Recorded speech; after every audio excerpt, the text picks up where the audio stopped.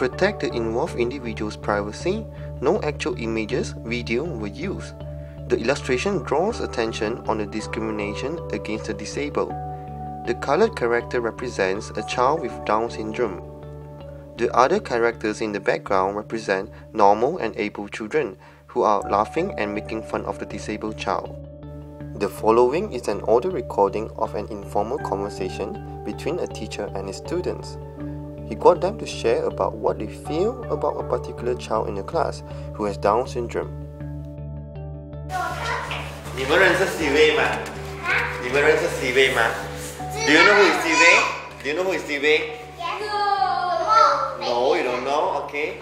Is she your friend? Is she your friend? No, why not? Who angry? The house CV very angry. Oh, she did that. To who?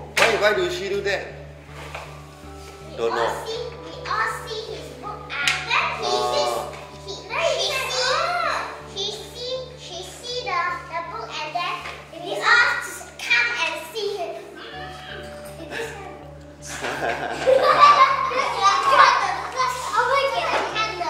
Do you like CV? Why not? Why not? She's not your friend. So you don't like her. She's very angry. Oh.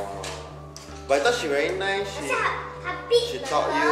She taught with you, right? She talked to you. No talk with bear. It beat me.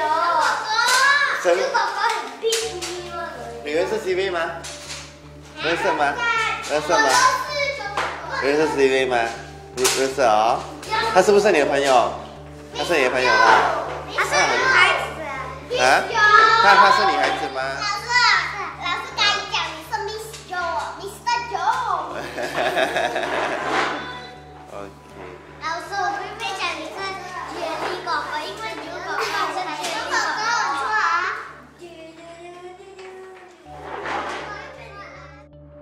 Dominance is an inevitable effect of difference among people. Every aspect of difference creates two groups of people, recipients of the benefit as well as the recipients of the disadvantage that arise from a particular difference. In the issue of discrimination against the disabled, there are many effects of dominance, some of which would be social dominance, emotional dominance, as well as a physical dominance. The dominant party in this case would be people who are able. That is a pretty obvious fact. Social and physical dominance can be explained by saying that disabled people in most cases seems to be a lost because they may not be cognitively and physically capable as a person who is normal. They may not be able to keep up with some activities which perfectly who normal people can, and that includes activity requiring critical thinking or maybe extreme sports activities. Some are looked down upon because society doubts their capabilities. It is hard for them to get a job and to live a normal life. We also mentioned emotional dominance because discrimination against disabled people can cause emotional strains to people who are disabled. They too have feelings and can sense when they are being looked at and treated differently.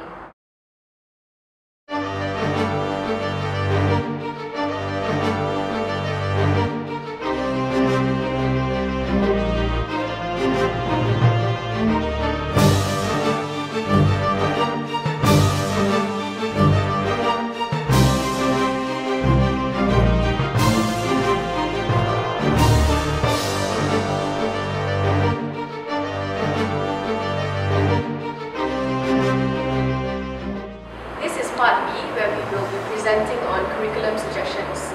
Children often discriminate against cognitively disabled people or generally people who have cognitive or physical disabilities because most of the time they are not used to seeing people who are different than them and they are not comfortable. So because of this, they may not know how to deal with them and they don't know how to treat them as their own friends. An important first step we can take here is to promote awareness about the existence of disabled people, helping children to understand what there really is to know about them. At this stage, we are just really looking to establish a solid understanding by explaining that there are people who are born different. We can present this information in a slideshow containing pictures, videos and the like.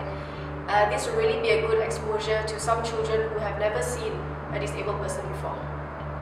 A good progress from that would be to teach children about respecting others as individuals, regardless of any disabilities they might have.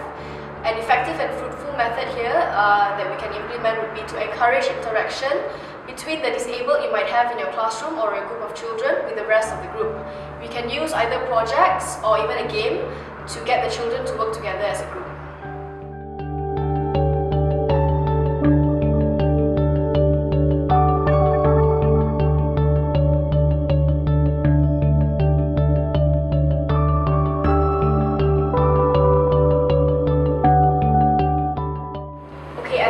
The children will already have a reasonable understanding of respecting all, including the disabled. So it would be really good if we next teach them some do's and don'ts when it comes to cognitively disabled people. And in this case, we'll be talking about people with Down syndrome. Again, this can be done in a very simple manner. Just talk to the children, have an informal conversation with them about the do's and don'ts. And you can actually do this while having a slideshow at the back, highlighting the main points. Relate to them as much as you can. This is really important. Get their feedback on what they might feel if someone were to treat them in a way they do not want or do not like. As some of them may respond to you by saying they might feel hurt or really sad, you can actually use these feelings as a good way to relate to them and children who have Down syndrome. It will be an excellent idea to give the children a hands-on experience as a final stage. Take them on a field trip in your local area to a school designed specially for the disabled. With the children's prior knowledge and experience on how to deal with disabled people, they are now more prepared to be exposed to this sort of environment. Of course, prior to this visit, the teachers should have a meeting with the teachers from that school so that they can come together and prepare and plan some appropriate and fun activities for the children to work with together. And of course, these activities should be catered to encourage as much interaction as possible, as that is our main goal here, which is to help the children interact with one another. This will definitely be a rewarding experience and lesson for the children.